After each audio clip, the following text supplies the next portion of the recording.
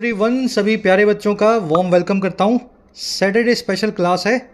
इस क्लास को हर शनिवार में लाने की कोशिश करता हूँ और अगर कोई मुझसे पूछे कि पूरे वीक में सबसे फ़ायदेमंद क्लास कौन सी है मेरी, तो मैं शनिवार वाली क्लास को सबसे ऊपर रखूँगा। अगर आप इसका ठीक से बेनिफिट ले रहे हैं तो इस बात को समझ पा रहे होंगे। इस क्लास में आपके दिमाग से डर निकालते हैं इंग्लिश का। बड़े बड़े सेंटेंसेस जिनको पढ़ने में आपको डर लगता है ना, मैं इनकी पोल खोलता हूँ आपके सामने। इनको छोटे छोटे आइडियाज़ में, पीसीज में ब्रेक करके समझने की टेक्निक आपसे शेयर करता हूँ। कोई भी इंसान इस टेक्निक को एम्प्लॉय करके इन सेंटेंसेस को ठीक से पढ़ सकता है, मीनिंग निकाल सकता है। एग्ज़ाम ओरिएंटेड कंटेंट है इस पूरी क्लास में। चलिए अब देरी नहीं करेंगे। हर सेंटेंस जो भी आप मेरे साथ ब्रेक करेंगे ना, इसमें कुछ हिडन एरर्स आपको मिलेंगी।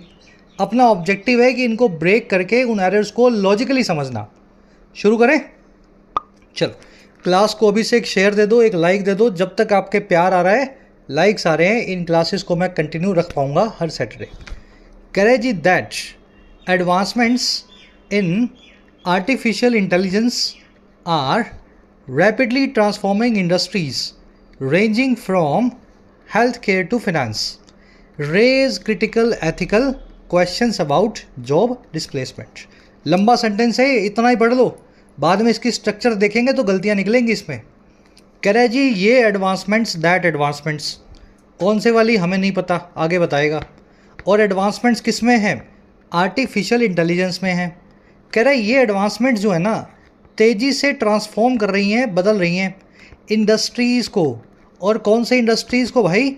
ये रेंज लगा के बता रहे हैं सभी इंडस्ट्रीज़ के नाम। कह रहा है जी रेंज करते हुए यहाँ से लेकर के फ्रॉम हेल्थ केयर से फिनेंस, हर इंडस्ट्री के अंदर जो है कुछ ना कुछ बदलाव एआई से, एडवांसमेंट से, एआई से आ रहे हैं। तो ये काम जो है, ये एडवांसमेंट्स रैपिडली ट्रांसफॉर्म करने का कर रही हैं। अच्छा, और क्या कर रही हैं ये? कह रहा है जी ये एडवांसमेंट्स रेज भी कर रही हैं, उठा भी रही हैं गंभीर एथिकल क्वेश्चंस को, क्रिटिकल नैतिक सवालों को। और ये सवाल हैं जॉब डिस्प्लेसमेंट को लेकर के, नौकरी के जाने को लेकर के। पहले आप काम कर रहे थे, अब एआई करने लगा आपकी जगह, तो आपको घर बैठा दिया गया, तो आप जॉब से डिस्प्लेस हो गए। ऐसे नैतिक सवालों को भी ये एडवांसमेंट्स खड़ा कर रही हैं। अच्छा, और किससे रिलेटेड सवालों को? डेटा प्राइवेसी से लेकर के जुड़े सवालों को, और उस पोटेंशियल से जुड़े हुए सवालों को लेकर के, उस संभावना से जो है बायस्ड डिसीजन मेकिंग की। बायस्ड यानी एक तरफा झुकी हुई। तो ऐसे सारे सवालों को भी, क्रिटिकल क्वेश्चंस को भी ये खड़ा कर रही हैं। अच्छा, फिर क्या कर रही हैं? लास्ट में कॉमा लगा के बता रहा है, necessitate a comprehensive framework for responsible AI governance and societal adaptation. यही एडवांसमेंट्स नेसेसिटेट कर रही हैं, ज़रूरी बना रही हैं एक डिटेल्ड, एक कॉम्प्रिहेंसिव ढांचे को, फ्रेमवर्क को। फ्रेमवर्क यानी ढांचा। और ये फ्रेमवर्क है जिम्मेदार तौर पे, रिस्पॉन्सिबल तौर पे एआई की गवर्नेंस का, एआई के रेगुलेशन का और सोसाइटल अडेप्टेशन का, समाज में एआई को अपनाए जाने के तरीक़ों का। बड़ी बड़ी बातें, वही मीनिंग आपने निकाल लिया। इस मीनिंग में भी कुछ कमियां हैं और सेंटेंस में भी कुछ एरर्स हैं। इतना अगर कर सकते हो, उसके बाद आप इंग्लिश में गेम में आते हो। अगर आप इतना भी नहीं कर पा रहे हो ना, जो मैंने करके दिखाया आपको, तो आप गेम से बाहर हो। अब गेम के अंदर आने का तरीका मैं आपको समझा देता हूँ। इस सेंटेंस को ब्रेक दिमाग में कैसे करना था। एसएससी, सीजीएल, एसएससी, एमटीएस सभी के नोटिफिकेशन आ चुके हैं। मॉक टेस्ट के लिए मैं आपको रेकमेंड करता हूँ टेस्टबुक.com। 350 रुपये के अफोर्डेबल प्राइस में 700 एग्जाम के मॉक टेस्ट, 70,000 से ज़्यादा मॉक टेस्ट आपको इस पास में मिल जाएंगे। तो आपको अलग अलग बाय नहीं करना है, एक सिंगल पास है, सारे एग्जाम्स आपके इसमें कवर्ड होंगे। प्रो वर्जन के अंदर आपको प्रीवियस ईयर पेपर्स भी मिल जाएंगे, जिनको आप मॉक की फॉर्म में लगा पाएंगे। जो भी एग्जाम आप दे रहे हो, उसके प्रीवियस ईयर पेपर्स भी आप अटेम्प्ट कर सकते हो in the form of mock test. फ़ायदा लेने के लिए इस सेल का कमेंट सेक्शन में जाएं। जो भी आपको प्राइस दिखाए टेक्स्ट बुक के पास का, आपको उसके ऊपर कोड लगाना है YT10। जैसे इस कोड को अप्लाई करेंगे, आपका प्राइस घट के हो जाएगा 351 रुपीज़। तो लिंक कमेंट सेक्शन में है। जिन बच्चों को ज़रूरत है, you can take benefit of the sale. ठीक है, ये आपके सामने सेंटेंस की स्ट्रक्चर ऐसी होनी चाहिए। देखो, दैट जो है ना, दैट ये शुरू में आया हुआ है, और जब भी दैट शुरू में आए, आपके कान खड़े हो जाने चाहिए। दैट शुरू में आता है तो सेंटेंस में कोई ना कोई खेल ज़रूर करेगा। अब ये क्या खेल करेगा, ये अपने आगे देखेंगे। एडवांसमेंट जो है, एडवांसमेंट्स यानी तरक्कियाँ, तो तरक्कियाँ जो है आपका सब्जेक्ट बनेगा इस सेंटेंस का। सब्जेक्ट नंबर 1 इसको बोल देते हैं। और एडवांसमेंट्स कहाँ पे हो रही हैं? इंटेलिजेंस में हो रही हैं, आर्टिफिशियल इंटेलिजेंस एआई में। अब ये एडवांसमेंट जो हैं इसकी वर्ब हमें मिली आर ट्रांसफॉर्मिंग। ठीक है, वर्ब 2 3 भी हो सकती हैं, इसलिए सब्जेक्ट नंबर 2 की दो पहली वर्ब मैंने रखी है 2.1 नंबर, आर रैपिडली ट्रांसफॉर्मिंग। तो ये एडवांसमेंट्स बदल रही हैं, ट्रांसफॉर्म कर रही हैं इंडस्ट्रीज़ को। अब इंडस्ट्रियाँ कौन सी है? जो यहाँ से लेकर के यहाँ तक है, रेंज कर रही हैं हेल्थ केयर से लेकर के फिनेंस तक। अच्छा, आगे बढ़ो। अब देखो एक वर्ब और मिल गई, रेज। रेज नाम की वर्ब जो कि एक प्लूरल वर्ब है, एडवांसमेंट्स नाम के प्लूरल सब्जेक्ट से मैच खा रही है। तो मैं इसी सब्जेक्ट नंबर 2 की दूसरी वर्ब मान लेता हूँ रेज को। ठीक है, ये हो जाएगी वर्ब 2.2। यही एडवांसमेंट्स खड़ा कर रही हैं क्रिटिकल एथिकल क्वेश्चंस को, यानी सवालों को जो इन चीज़ों को लेकर के हैं, job displacement, data privacy, the potential for bias decision making, इन सब चीज़ों से जुड़े हुए सवाल है। इतना समझ गए? अब देखो फिर कॉमा लगा हुआ है डिसीजन मेकिंग के बाद में, और एक और वर्ब लिखी हुई है। वर्ब अगेन प्लूरल है, पीछे एस नहीं आ रहा। देखो नाउन के पीछे एस आता है तो नाउन प्लूरल हो जाता है, लेकिन वर्ब के पीछे का एस निकाल दें तो वर्ब प्लूरल हो जाती है बिना एस के। तो अगेन आप एक प्लूरल वर्ब देख रहे हैं, प्लूरल सब्जेक्ट से कनेक्ट होती हुई, तो आप इसको वर्ब नंबर 2.3 मान लें। ये नेसेसिटेट कर रही हैं, ये एडवांसमेंट्स ज़रूरी बना रही हैं एक कॉम्प्रिहेंसिव फ्रेमवर्क को, डिटेल्ड ढांचे को, जो है इस काम के लिए responsible AI governance and societal adaptation के लिए। गलती कहाँ है इसमें? देखो गलतियाँ आ रही हैं 2, मैं इसको साफ कर रहा हूँ आपके सामने से। एक बार समझ लिया ना आपने? आपको पकड़ में आ रही है तो आप खुद से देखो, लॉजिक लगना चाहिए दिमाग से। देखो सब काम लॉजिक से होगा, कुछ ऐसा आपको है ना गोली वोली नहीं दूंगा मैं आपको, सब लॉजिक से आपको देखना है। एडवांसमेंट्स की 3 वर्ब्स हैं, आर ट्रांसफॉर्मिंग, फिर एडवांसमेंट्स रेज, और फिर एडवांसमेंट्स नेसेसिटेट। गलती कहाँ लग रही है? सब कुछ तो सेट बैठा हुआ है। देखो गलती ऐसे है, अगर इस सेंटेंस में ये तीनों वर्ब्स एडवांसमेंट की हैं, ये तीनों वर्ब्स एडवांसमेंट की हैं, तो पहली वर्ब के बाद में आपने कॉमा लगाया, हमने मान लिया। ठीक है, पहली वर्ब थी ट्रांसफॉर्मिंग, इसके पूरे के बाद कॉमा लग गया, और फिर आपने दूसरी वर्ब को लिख दिया। जब आप तीसरी वर्ब लिख रहे हैं लास्ट वाली, तो उससे पहले कॉमा नहीं बल्कि एंड आना चाहिए। एक तो गलती ही है, समझ पा रहे हो मेरी बात को? यहाँ पे एंड लगा दो तो आपकी तीनों वर्ब्स इस एडवांसमेंट से कनेक्ट हो जाती हैं। लेकिन फिर एक गलती और आती है एंड लगाने के बाद भी। भाई साहब ये दैट का क्या काम है इस सेंटेंस में? अब आप बोलोगे सर दैट आया एडवांसमेंट्स के लिए। देखो एडवांसमेंट्स प्लूरल हैं, अगर एडवांसमेंट्स के लिए अपने को कुछ दैट वैट लगाना होता तो मैं दैट की प्लूरल फॉर्म दोज लगाता। भाई दैट कार मतलब वो वाली कार, कार सिंगुलर है तो दैट लगा दिया। कारें कई सारी खड़ी हैं तो मैं लिख दूंगा दोज कार्स। ठीक है, दोज कार्स, तो ये कई सारी हैं तो कार्स लगा दिया। तो कार्स का अगर फॉर्मूला देखें, दैट दोज का फॉर्मूला देखें, तो आप एडवांसमेंट और एडवांसमेंट्स के बीच का फ़र्क देखेंगे तो दैट की जगह यहाँ दोज लगना चाहिए एडवांसमेंट्स के लिए। तो ये दैट जो है एडवांसमेंट्स के लिए नहीं आया। आ रही बात समझ में? अब ये मामला कुछ गड़बड़ वाला है, मामले में ये गड़बड़ है भाई साहब। ये दैट जो है ना, दैट ये सब्जेक्ट नंबर 1 है, एडवांसमेंट जो है ये सब्जेक्ट नंबर 2 है। और दैट का मीनिंग ये है कि ये बात की, जब भी दैट शुरू में आ जाए और उसके बाद में रखे हुए नाउन का खुद का अपना एक वर्ब हो, तो दैट का मतलब होता है ये बात की। तो ये बात की कि एडवांसमेंट जो हैं एआई में तेज़ी से बदल रही हैं इंडस्ट्रीज़ को, इन सभी इंडस्ट्रीज़ को, और खड़ा कर रही हैं क्रिटिकल क्वेश्चंस को, इन चीज़ों को लेकर के। ये बात जो है ना, ये बात जो है ये ज़रूरी बनाती है, ये नेसेसिटेट, लास्ट वाली जो वर्ब है वो दैट की वर्ब बनेगी। ये बात ज़रूरी बनाती है एक कॉम्प्रिहेंसिव फ्रेमवर्क को। समझ पाए? दैट को आपको सब्जेक्ट नंबर 1 मानना है, और लास्ट वाली वर्ब इसकी होगी, बीच में कोई वर्ब इसकी नहीं हो सकती, इसकी लास्ट वाली होगी। शुरू में आए ना तो वर्ब सबसे लास्ट में लेगा ये, तो वर्ब आ जाएगी इसकी necessitates. That necessitates a comprehensive framework. अब दूसरी एरर, अगर एडवांसमेंट सब्जेक्ट नंबर 2 था, आपने इसकी 2 वर्ब्स बनाई थी, ट्रांसफॉर्मिंग वर्ब 2.1 और दूसरी रेज वर्ब 2.2, तो इन दोनों के बीच में भी तो एंड होना चाहिए ना, इन दोनों के बीच में भी तो एंड होना चाहिए ना। हमेशा जब दो तीन चीज़ों को आप जोड़ते हैं, आपने ए बी सी को जोड़ा तो ए और बी के बीच में कॉमा लगा दिया और सी से पहले एंड लगाओगे, ऐसा ही करोगे ना। ए और बी को जोड़ा तो ए और बी दोनों के बीच में एंड लगाओगे। हमेशा लास्ट वाली से पहले एंड लगाना होता है, आपको पता है। तो यहाँ पे भी एंड होना चाहिए ना, एंड नहीं है, लेकिन यहाँ लगा हुआ है कॉमा। जब भी आपको दो वर्ब्स मिलती हुई दिखें और उनके बीच में एंड ना लगा हो तो दूसरी वर्ब भाई साहब प्रेजेंट पार्टिसिपल साइमल्टेनियस एक्शन होती है, पीपीएसए होती है। आप इस कॉमा के बाद में रेज को बदल दें रेजिंग में। आ रही बात समझ में? Advancements in AI are transforming industries, और कैसे ट्रांसफॉर्म कर रही हैं? रेज करते हुए raising ethical questions about these things. कह रहा है ये बात जो है ना कि एडवांसमेंट ये सब हरकतें कर रही हैं, चेंज भी कर रही हैं और बदला सवालों को उठाते हुए कर रही हैं। ये बात ही अपने आप में नेसेसिटेट करती है एक कॉम्प्रिहेंसिव फ्रेमवर्क को। तो यहाँ पे आपको नेसेसिटेट्स लिखना था, एरर नंबर 1, और यहाँ पे आपको रेजिंग लिखना था पीपीएसए बनाने के लिए, एरर नंबर 2। कुछ बच्चों के दिमाग घूम गए होंगे, आप सोच रहे होंगे सर किस लेवल पे ले आए हो आप इंग्लिश। देखो इंग्लिश का लेवल हमेशा से यही था। आपने जो ट्रेडिशनल सोच बना रखी है ना कि 120 रूल पढ़ूंगा ग्रामर के और सब कुछ सेट हो जाएगा, सब चंगा सी, 1200 वोकैब के वर्ड पढ़ लूँगा और उससे मेरी इंग्लिश जो है वोकैब वाला पोर्शन क्लियर कर लूँगा। मेरे को ये बता दो, ये जो आपने अभी समझा लॉजिक, ये किस रूल में फिट होता है?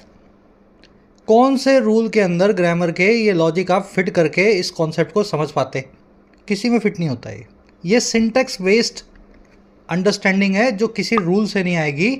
आपको इसके लिए पानी में गहरा उतरना पड़ेगा और इस चैनल पे आपको गहराई उतरवाते हैं। चलिए बढ़े आगे। अब इसी तरीके से हर सेंटेंस को ब्रेक करते हुए अंदर के एरर्स को पकड़ते हुए हमें आगे निकलना है। ऑलराइट, कह रहा है जी while the government's introduction of universal health care promise to alleviate the burden of medical expenses for millions, the challenge of funding such an expansive program without disproportionately affecting middle class taxpayers or compromising the quality of care remains a contentious issue that policymakers must address। पहले बता देता हूँ ये sentence बिल्कुल सही है, लेकिन जब आप इस सेंटेंस को पढ़ोगे आप इसका सर पैर नहीं पकड़ पाओगे, आपको ये सेंटेंस बार बार गलत सेंटेंस लगेगा। ठीक है, तो आप पहले मैं आपको बताता हूँ आप कैसे पढ़ने वाले थे इसको। देखो वाइल एक कंजंक्शन है, आपको पता ही है। वाइल का काम होता है विरोधाभास को बताना। इसकी जगह ऑल दो, इवन दो, इन सभी कंजंक्शंस का इस्तेमाल भी आप कर सकते हैं। वाइल का मतलब हो गया जहाँ या हालांकि, जहाँ ऐसा है या हालांकि ऐसा है ना। तो कह रहे जहाँ सरकार का जो इंट्रोडक्शन है हेल्थ केयर प्रॉमिस का, यूनिवर्सल हेल्थ केयर के प्रॉमिस का, सरकार ने इंट्रोड्यूस किया इस चीज़ को कि हम एक प्रॉमिस कर रहे हैं यूनिवर्सल हेल्थ केयर, है ना, आपसे एक वादा कर रहे हैं, इस वादे को इंट्रोड्यूस किया। और ये प्रॉमिस क्यों था यूनिवर्सल हेल्थ केयर का?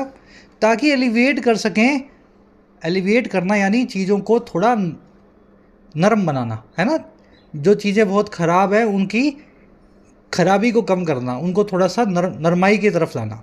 तो ये प्रॉमिस इसलिए था कि ताकि नरम बनाया जा सके, कम किया जा सके बर्डन को, बोझ को, मेडिकल एक्सपेंसेस का, इलाज के खर्चों का मिलियंस के लिए। कह रहे जी जहाँ ऐसा है वहाँ हुआ क्या? वहाँ हुआ ये कि जो चैलेंज है, जो चुनौती है फंड करने की ऐसे एक्सपेंसिव प्रोग्राम को, पैसा डालने की ऐसे एक बड़े प्रोग्राम में, एक्सपांसिव मतलब जिसका एक्सपांस बहुत बड़ा हो, जो बहुत विस्तृत हो। और कैसे? बिना यानी कि विदाउट इन दोनों में से एक काम को किए। दो काम आपको बताएगा। पहला काम है disproportionately affecting middle class taxpayers. Disproportionately मतलब ज़रूरत से बहुत ज़्यादा या ज़रूरत से बहुत कम। तो ज़रूरत से ज़्यादा या ज़रूरत से कम अफेक्ट किए बिना मिडिल क्लास के टैक्स पेयर्स को। भाई ऐसा प्रोग्राम कुछ लाना है तो आम आदमी पर टैक्स लगाना पड़ेगा आपको, जीएसटी और बढ़ा दो, आईटी और बढ़ा दो, है ना, वहीं से पैसा निकलेगा और फिर गरीब लोगों में बांट देना हेल्थ केयर प्रॉमिस के नाम पे। तो ये काम जो है ना, करने का काम बड़ा चैलेंजिंग है इन दोनों चीज़ों की वजह से, क्योंकि फंडिंग नहीं की जा सकती या तो इस चीज़ के बिना कि मिडिल क्लास पे टैक्स लगाया जाए, और या फिर इस चीज़ के बिना कि कॉम्प्रोमाइज़ ही कर दें हम क्वालिटी ऑफ हेल्थ केयर को, है ना, इलाज दे, सस्ता दे और इस इलाज से ज़्यादा मज़ा भी ना आए, कुछ कोई आदमी जी गया, कोई आदमी मर गया, है ना। क्वालिटी ऑफ केयर को हम कम कर दें, इन दोनों के बिना हम इस चैलेंज को पूरा नहीं कर सकते। कह रहा है ये चैलेंज बना हुआ है एक कंटेंशियस इशू, एक कंट्रोवर्शियल मुद्दा पॉलिसी मेकर्स के लिए, जिनको उनको एड्रेस करना ही पड़ेगा। That policy makers must address that as issue के लिए। तो ये स्ट्रक्चर आपके दिमाग में बनी होगी, और ये भी तब बनेगी जब आपने तरीका ये वाला सीखा है। एक बार मैं इसको रिपीट कर रहा हूँ आपके सामने। इस स्ट्रक्चर में प्रॉब्लम्स है, उसको अपने को सॉल्व करना है। जहाँ सरकार का इंट्रोडक्शन है यूनिवर्सल हेल्थ केयर प्रॉमिस का, और इंट्रोडक्शन ये है कि गरीब आदमी के लिए, मिलियंस, लाखों, अरबों लोगों, करोड़ों लोगों के लिए एलिविएट करना या नरम बनाना मेडिकल एक्सपेंसेस की बर्डन को। कह रहा है जहाँ ये इंट्रोडक्शन जो है वो ऐसा है। कह रहा है वहीं चैलेंज ये बना हुआ है, चुनौती ये है कि फंड कैसे किया जाए इतने बड़े प्रोग्राम को बिना इन दोनों में से एक काम को किए। पहला गलत काम है मिडिल क्लास पे डिसप्रपोर्शनेट तरीके से टैक्स लगाना, ज़रूरत से ज़्यादा उन पे टैक्स लगाना। और दूसरा गलत काम है क्वालिटी ऑफ हेल्थ केयर को कॉम्प्रोमाइज़ कर देना, उसी को ही कम कर देना। तो दोनों में से एक करे बिना आप इस पैसे को नहीं ला सकते। कह रहा है ये चैलेंज जो है ना, इन दोनों के बिना पैसा लाने का, ये चैलेंज आज भी एक कंट्रोवर्शियल मुद्दा बना हुआ है, जिसको पॉलिसी मेकर्स को एड्रेस करना पड़ेगा, संबोधित करना पड़ेगा। अब देखो गलती क्या है इसमें। गलती ये है कि आपने ब्रेक तो कर लिया। मुझे ये बता दो इस इंट्रोडक्शन की वर्ब कहाँ है, सब्जेक्ट नंबर 1 की वर्ब कहाँ है। वाइल का इस्तेमाल जब भी होगा तो दो क्लोज आएंगे, जहाँ ऐसा है वहाँ ऐसा है। While he is my friend I will not help him, जहाँ वो मेरा दोस्त है या हालांकि वो मेरा दोस्त है फिर भी मैं उसकी मदद नहीं करूँगा इस गलत काम में। While he is my friend I will not help him in this evil task. समझ गए ना। तो वाइल से दो क्लोज मिलते हैं और उनके बीच का विरोधाभास बताया जाता है। तो पहले क्लोज में इंट्रोडक्शन नाम का सब्जेक्ट आप लाए, लेकिन उसकी वर्ब आपको कहीं दिख नहीं रही। दिखाओ कहाँ है उसकी वर्ब। इंट्रोडक्शन है इस प्रॉमिस का, प्रॉमिस है बर्डन को कम करने का, तो यहाँ पे वर्ब तो आई नहीं, सब्जेक्ट नंबर 2 आ गया और उसकी वर्ब नंबर 2 आ गई, है ना। अब ये भी नहीं पता आपको ये इंट्रोडक्शन की वर्ब है रिमेंस या चैलेंज की वर्ब है रिमेंस, तो एक वर्ब इस सेंटेंस में गायब है। चलो मैं बता देता हूँ वर्ब गायब नहीं है। वर्ब कहाँ है जी, वर्ब रखी हुई है यहाँ, और ये प्रॉमिस की जगह आपको लगाना पड़ेगा प्रॉमिसेस। सब्जेक्ट नंबर 1 की वर्ब है प्रॉमिसेस। सरकार का जो इंट्रोडक्शन है यूनिवर्सल हेल्थ केयर का, कह रहा है ये इंट्रोडक्शन प्रॉमिस करता है, ये इंट्रोडक्शन हमें वादा करता है कि ये एलिविएट कर देगा, ठीक है ना, इलाज की बर्डन को। समझ पा रहे हो मेरी नज़र से।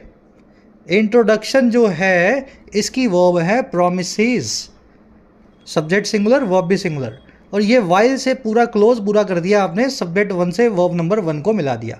जहाँ ये इंट्रोडक्शन इस चीज़ का हमें भरोसा दिलाता है कि मैं सबका इलाज करवाऊंगा, यूनिवर्सल हेल्थ केयर दूंगा, वहीं पे ये चैलेंज आज भी बना हुआ है एक कंटेंशियस इशू कि कैसे इसके लिए पैसा आएगा बिना मिडिल क्लास पे ज़्यादा टैक्स लगाए या फिर बिना मेडिकल केयर की क्वालिटी को कॉम्प्रोमाइज़ किए। चलिए समझ गए मेरे ख्याल से। तो यहाँ पे प्रोमिसेस लिखते ही सेंटेंस आपका सही हो जाता है। चलिए बढ़े आगे, आ जाओ। नेक्स्ट वाले को मैंने थोड़ा सा नीचे लेवल का रखा है क्योंकि मुझे सबको साथ में लेकर के चलना है। ये प्रीलिम्स लेवल के एरर्स आपको इसमें मिलेंगी। एक बार इसको ब्रेक करते हैं और फिर दोनों तीनों एरर्स को पकड़ेंगे, ठीक है। कह रहा है जी its observation that letting an individual to stall the release of a certified film would encourage film producers holding to ransom is consistent with judicial presidents.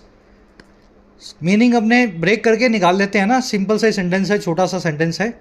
इसकी जो ऑब्जर्वेशन है, और क्या ऑब्जर्वेशन है, ऑब्जर्वेशन ये है, देखो ऑब्जर्वेशन बन जाएगा सब्जेक्ट और दैट बन जाएगी इसके नीचे की कंजंक्शन। ऑब्जर्वेशन ये है कि दैट, और ऑब्जर्वेशन है कि लेट करने का काम जो है, अलाउ करने का जो काम है, लेट करना या अलाउ करना, ठीक है। लेट, अलाउ और परमिट एक ही बात होती है, किसी इंसान को कोई इजाज़त देना। तो इजाज़त देने का जो काम है लेटिंग का या परमिटिंग का, अलाउइंग का, किसी भी इंडिविजुअल को। और क्या इजाज़त, कि वो स्टॉल कर सके रिलीज़ को किसी सर्टिफाइड फिल्म की, वो रोक सके रिलीज़ को किसी सेंसर बोर्ड से सर्टिफिकेट मिली हुई फिल्म को। कह रहा है ये काम जो है ना लेट करने का, इजाज़त देने का, सब्जेक्ट नंबर 2 की वर्ब है वुड इनकरेज। ये इनकरेज करेगा, ये बढ़ावा देगा, और किस चीज़ को, फिल्म प्रोड्यूसर्स के होल्ड टू रैंसम किए जाने को। देखिए, hold someone to ransom, hold मतलब पकड़ना, रैंसम मतलब फिरौती, किसी आदमी को फिरौती के लिए पकड़ना। आ रही है बात समझ में? अगर मैंने आपके सर पे बंदूक रख दी और आपको बोल दिया घर पे फ़ोन कर और पैसे मंगा, नहीं मंगाएगा तो मैं अभी कर दूंगा, है ना? ऐसा जब वो बदमाश करते हैं ना मूवीज़ में, तो वो आपको होल्ड टू रैंसम कर रहे हैं, आपको पकड़ के बैठे हैं फिरौती के लिए। तो ये काम भी जो है ना इनकरेज कर देगा फिल्म प्रोड्यूसर्स के फिरौती पे होल्ड किए जाने को, पकड़े जाने को। कह रहा है ये जो है ना ऑब्जर्वेशन, ये बड़ी कंसिस्टेंट है, बड़ी सुसंगत है, बड़ी हिसाब से है जुडिशियल प्रेसिडेंट्स के, न्यायिक मिसालों के। तो ये न्यायिक मिसाल पहले भी कोर्ट्स में दी जा चुकी है कि कभी भी किसी इंडिविजुअल को इतनी पावर मत दो कि वो पूरे सिस्टम को होल्ड टू रैंसम कर सके। समझ पा रहे हो गलती कहाँ है इसमें? देखो जी, 3 गलतियाँ हैं। शुरू करता हूँ मैं मेंस लेवल की गलती से। मुझे बताओ, if I hold you to ransom, if I hold you to ransom, तो मैं आपको रैंसम पे होल्ड कर रहा हूँ, यानी मैं आपसे फिरौती मांग रहा हूँ। लेकिन इस केस में फिल्म प्रोड्यूसर जो हैं, उनकी फिल्मों को अगर रोक दिया जाए तो वो खुद फिरौती मांग रहे होंगे या उनसे फिरौती मांगी जा रही होगी? भाई, मैंने एक मूवी पे जाके रोक लगवा दी कोर्ट में, और मैंने बोल दिया, कोर्ट से बुलवा दिया कि इस मूवी को आपको रिलीज़ नहीं करना, ठीक है? और उस फिल्म प्रोड्यूसर के पास गया और उसको बोला, देख तेरी इतने करोड़ की मूवी थी, मैंने लगा दिया इस पर रोक कोर्ट में बोल के, मुझे इतने पैसे दे दे, मैं अपना केस अभी वापस ले लेता हूँ। तो मैंने फिल्म प्रोड्यूसर से फिरौती मांगी या फिल्म प्रोड्यूसर ने मुझसे मांगी? अरे भाई साहब, फिल्म प्रोड्यूसर से मांगी गई। फिल्म प्रोड्यूसर किसी को होल्ड टू रैंसम नहीं कर रहा है, वो खुद होल्ड टू रैंसम हो रहा है। जीरन जो आपने यूज़ किया है एक्टिव में नहीं, पैसिव में लगाना पड़ेगा, प्रोड्यूसर के ऊपर काम करना पड़ेगा। तो आपको यहाँ लिखना पड़ेगा फिल्म प्रोड्यूसर्स बीइंग होल्ड से थर्ड फॉर्म बन जाएगी हेल्ड टू रैंसम। समझ पाए इस बात को? एक्टिव, पैसिव और जीरेंट जिन बच्चों के क्लियर है वही समझ पाएंगे। अब जिनके क्लियर ही नहीं है तो कैसे क्लियर करें बताओ आप? इस क्लास का ऑब्जेक्टिव ये है कि बेसिक्स आपने कर रखे हो, होम पेज से अपने यूट्यूब के होम पेज पे प्लेलिस्ट रखी है कंप्लीट बेसिक्स की, ठीक है? वहाँ से आप बेसिक्स को पूरा कर लें। तो यहाँ पे जीरेंट यूज़ करना था, जेरेंट आपने यूज़ कर दिया एक्टिव में। प्रोड्यूसर्स के ऊपर काम करना है तो उसको पैसिव बनाएं। पैसिव की स्ट्रक्चर होती है बीइंग प्लस में वर्ब की थर्ड फॉर्म, तो यहाँ लिखें बीइंग हेल्ड टू रैंसम। समझ पा रहे हो? ये थी मेंस लेवल की एरर। अब आ जाओ प्रीलिम्स लेवल की। देखो जी, इट्स जो है ना, इट्स का मतलब होता है इसका। अब ये इट कोई चीज़ होगी, कोई कोट वोट होगी, उसकी ऑब्जर्वेशन होगी। लेकिन बीच में जो अपोस्ट्रोफी आपने लगा दिया, इससे इसका मतलब बन गया इट इज़, इट वॉज या इट हैज़। अगर आपको इसका का लिखना है तो आप लिखेंगे ITS बिना अपोस्ट्रोफी के। अपोस्ट्रोफी लगाते ही ये इट इज़, इट वॉज या इट हैज़ की शॉर्ट फॉर्म बन जाती है। तो आपको इट इज़ नहीं लिखना, इट वॉज नहीं लिखना, आपको लिखना है इट्स ऑब्जर्वेशन, इसकी ऑब्जर्वेशन। पजेसिव एडजेक्टिव बनाना है, पजेसिव फॉर्म में इस प्रोनाउन को लाना है, तो आप इस अपोस्ट्रोफी को निकाल दें। ये बड़ी कॉमन सी एरर है, MTS लेवल की एरर है, CGL लेवल की एरर भी नहीं थी। अगर आप नहीं पकड़ पाए तो बड़ी, ठीक है ना, गलती की है आपने। अब देख लो तीसरी एरर। लेट जो है, लेट का मतलब होता है किसी को अलाउ करना। लेकिन लेट के बाद में जिस काम के लिए आपको अलाउ किया जाए वो आप बेस फॉर्म से बताते हैं वर्ब की, ना कि टू इन्फिनेटिव से। जैसे आपने सुना होगा लेट मी गो, मुझे जाने दो। तो लेट मतलब इजाज़त दो, मी मतलब मुझे दो, और इजाज़त किस चीज़ की दो? जाने की दो, गो। अगर मैं गो लिख रहा हूँ तो वर्ब की बेस फॉर्म का इस्तेमाल कर रहा हूँ, बिल्कुल सही है। मैं ऐसा बिल्कुल नहीं लिख सकता लेट मी टू गो, गलत है ये। अलाउ के साथ में आ जाएगा allow me to go, permit के साथ में आ जाएगा परमिट मी टू गो, लेकिन लेट मी के साथ में टू गो नहीं, लेट मी गो। तो ये टू को जब आप निकालते हैं तब आप लेट वर्ब को जस्टिफाई करते हैं।